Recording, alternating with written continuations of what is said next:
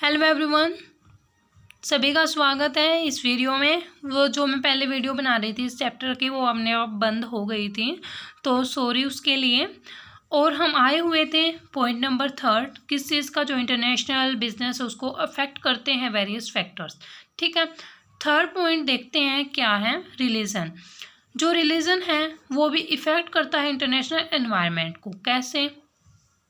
देखो, मैं आपको इतना डीप नहीं पढ़ाती, मैं जस्ट शॉर्ट में करके आपको बता दूंगी, आप इनसे पढ़ सकते हो, नहीं तो काफ़ी लंबी वीडियो हो जाती है और आपको कवर करना भी मुश्किल हो जाएगा। ठीक है, देखो, जो हमारा रिलीजन है और जो इंटरनेशनल जहाँ पे हम जाके फ़ॉरेन में अपना बिजनेस सेटअप करेंगे, तो जो वहाँ का बिजनेस है, जो रिलीजन है वो अलग अलग होंगे। अगर हम उनके रिलीजन को देखकर नहीं चलेंगे तो हम ज़्यादा लंबे समय तक सर्वाइव नहीं कर पाएंगे। लिटरेसी में बताया गया है, जो लिटरेट पर्सन है और रिलेटेड पर्सन है, जो लिटरेट पर्सन है वो उनको क्या है, नॉलेज होती है, उनके पास स्किल होती है और हम उनको आसानी से समझा सकते हैं भाई क्या फीचर इसमें क्या नहीं। और जो इलिटरेट पर्सन होते हैं उनको समझाना बहुत डिफ़िकल्ट होता है, उनको कन्वीनियंस करना बहुत डिफ़िकल्ट होता है, और ना ही हम उनको बता पाते कि भाई ये हमने प्रोडक्ट बनाया है, इसमें ये फ़ीचर है, ये फ़ीचर है, इस तरीके से यूज़ करना है, उसको इस तरीके से नहीं करना। ठीक है, और क्या फ़ायदा है इसका क्या नहीं, तो वो नहीं समझते इस बात को, और जो लिटरेट पर्सन है वो इजली समझ जाते हैं। तो ये भी इफ़ेक्ट करता है एक इंटरनेशनल बिजनेस को। अगर मान लो कि भाई आप कोई भी सामान लेके आ जाते हो और जो हमारे यहाँ पे गांव में बुज़ुर्ग रहते हैं उनको प्रोवाइड करते हो, ठीक है, आप बताते हो कि भाई ये ऐसे होता है, इसको ऐसे यूज़ करना है, तो वो क्या लेंगे, उस चीज़ को नहीं लेंगे, क्योंकि भाई उनको जो अपने हाथ से करते हैं ना वो अच्छा लगता है, ना ही वो उन चीज़ों में विश्वास करते हैं। ठीक है, तो उनको समझाना बहुत मुश्किल होता है। Next one is customer preference. जो हमारे कस्टमर्स हैं उनकी प्रेफरेंस को देखकर चलना पड़ता है। अगर हम उनकी प्रेफरेंस को देखकर नहीं चलेंगे, आप उनको चाहिए कुछ और आप बना कुछ रहे हो, और मान लो कि भाई जो टेक्नोलॉजी है वो भी आप और कुछ यूज़ कर रहे हो, पुरानी टेक्नोलॉजी को यूज़ कर रहे हो, उनको चाहिए नई टेक्नोलॉजी, तो क्या उस चीज़ को लेंगे? नहीं लेंगे। तो आपको अपनी टेक्नोलॉजी को भी अपडेट रखना पड़ेगा। तो कस्टमर प्रेफरेंस।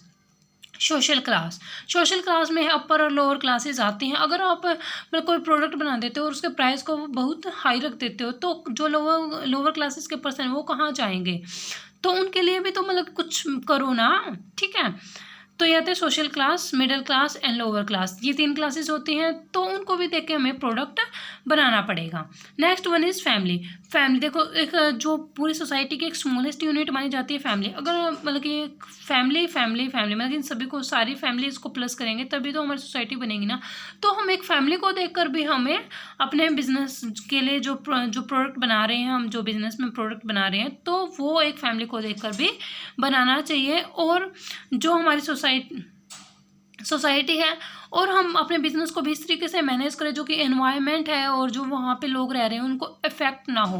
अगर उनको इफेक्ट होगा तो उसको बंद करवाने के उसमें चलेंगे ना कि भाई बंद करो इस कंपनी को, हमें प्रॉब्लम होती है, ये होता है, वो होता है। ठीक है, तो उनको भी देख के हमें चलना पड़ेगा।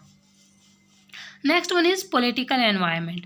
Political environment are the government regulations that influence business operation positively and negatively. इसमें बताएगा जो political environment होते हैं, गवर्नमेंट के रूल्स एंड रेगुलेशन होते हैं जो कि इन्फ्लुएंस करते हैं बिजनेस ऑपरेशंस को एक पॉजिटिव तरीके से और एक नेगेटिव तरीके से। और जो मैनेजर होते हैं, manager must keep a bird eye view over the political factor. जो मैनेजर होते हैं उनको एक, जैसे कि बर्ड होते हैं, पक्षी की आंख होती है, मतलब उसकी तरीके से ही एक नज़र रखनी पड़ती है पॉलिटिकल फैक्टर्स पर।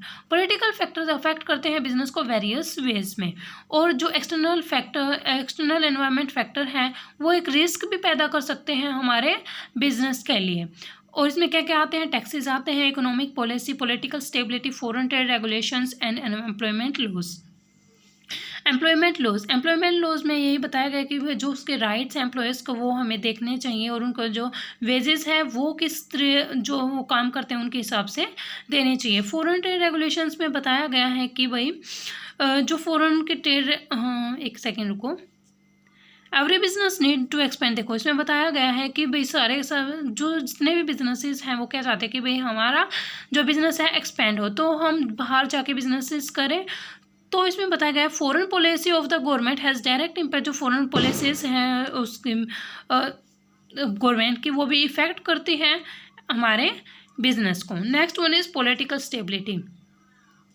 जो हमारी जो पॉलिटिकल के रूल्स एंड रेगुलेशन है, टैक्सेस हैं, वो भी किसको इफेक्ट करते हैं, हमारे बिजनेस को। टैक्सेस, ठीक है, इसमें यही कहा गया है।